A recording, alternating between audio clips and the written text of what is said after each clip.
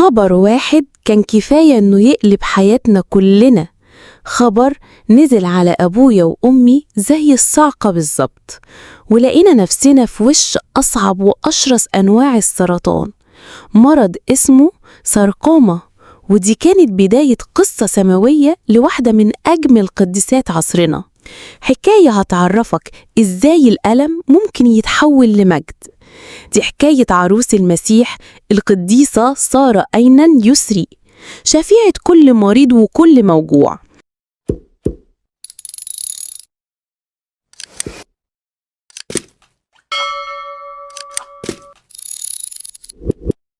أنا اسمي سارة، واتولدت في سوهاج سنة 1999. ومن صاري وأنا شاطرة قوي في دروسي، والأهم من ده كله إني كنت بحب الكنيسة حب مش طبيعي.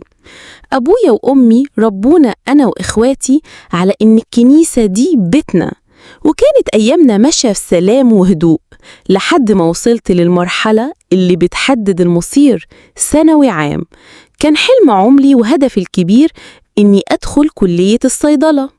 سنة أولى ثانوي عدت على خير، لكن في تانية ثانوي بدأت الحكاية الصعبة.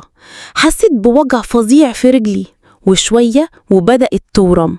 أبويا وأمي أخدوني ولفينا على دكاترة مصر كلها، وكل واحد فيهم يقول كلام شكل، اللي يقول دي خبطة وهتروح لحالها، واللي يقول مفيش حاجة أصلاً، لحد ما الدكتور منهم طلب نعمل أشعة رنين عشان يقطع الشك باليقين.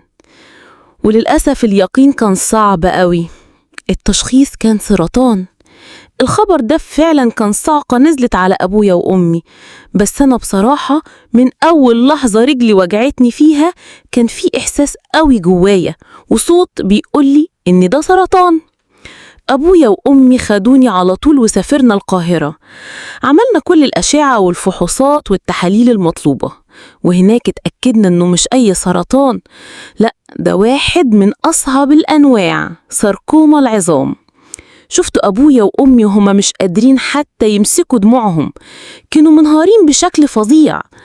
لكن في وسط كل ده ربنا حط في قلبي ثبات وقوة غريبة قوي، ولقيتني بقول لهم ما تقلقوش، كل اللي بيجيبه ربنا خير، لازم نشكره على كل حال.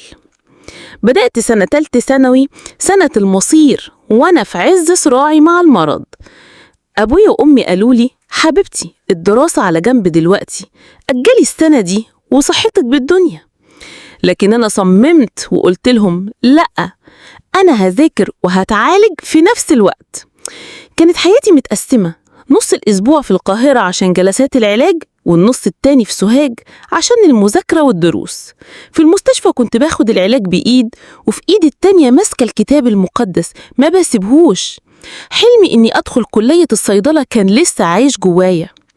في الأول كان عندي أمل جبار إني هخف، كنت بروح الأديرة واطلب من الآباء الكهنة والرهبان إنهم يصلولي. عملت عملية كبيرة في رجلي ومشيت فترة على عكاز، بس للأسف الألم كان بيزيد ومش بيقل أبدا. وفجأة في وسط الألم ده ظهرت نتيجة الثانوية العامة، وكانت فرحتي الكبيرة. جبت مجموع عالي دخلني الكلية اللي بحلم بيها، خلاص هبقى دكتورة صيدلانية. وفي ليلة كنت تعبانة قوي وبعيط من الألم، وأبويا وأمي قاعدين جنبي، وفجأة رحت في النوم.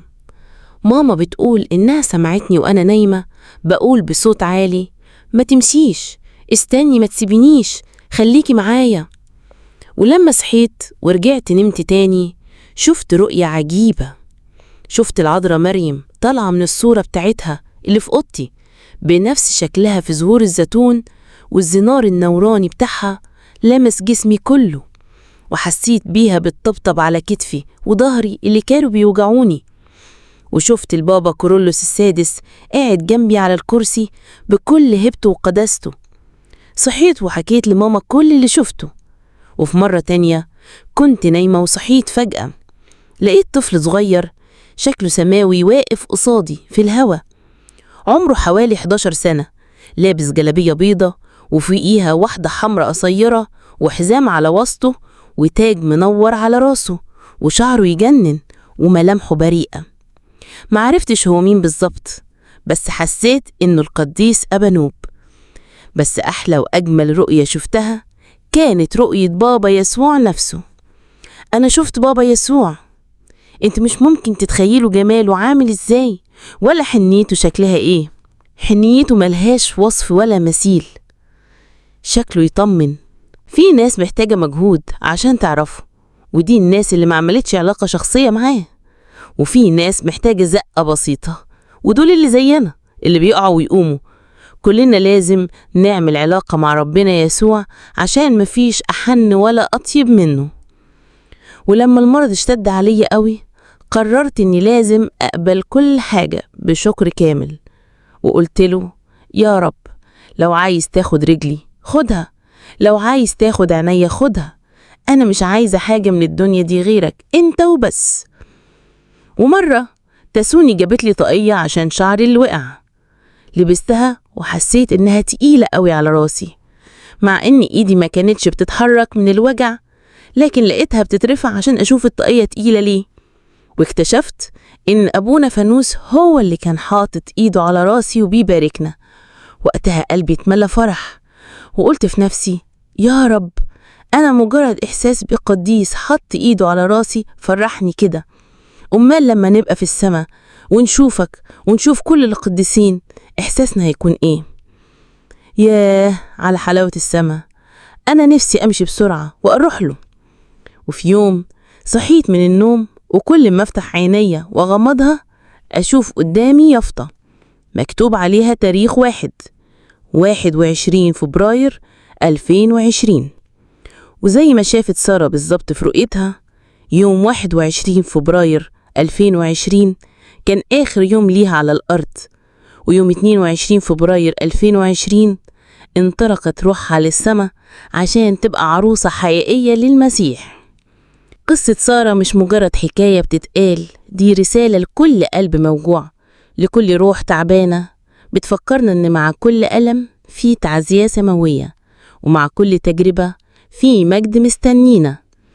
لو حكاية القديسة سارة لمست قلبك، ما تنساش تعمل لايك وتشارك القصة دي عشان تكون سبب بركة لناس تانية، وتسيب كومنت بصلاتك وطلبتك لشفاعتها. وأكيد تشترك في القناة وتفعل الجرس عشان تبقى جزء من عيلة حكاية قديس. بركة وشفاعة عروس المسيح القديسة سارة تكون معاكم دايما، آمين. أعظم حاجة في القصص دي مش بس المعجزات اللي فيها، لكن القوة اللي بتديها لنا لينا كلنا لما بنشاركها مع بعض. إحنا هنا في حكاية قديس أكتر من مجرد قناة، إحنا عيلة روحية بنتعزى بحكايات بعض وبنصلي لبعض، والتعليقات اللي تحت دي هي أكبر دليل. عشان كده أنا مش هقولك اشترك،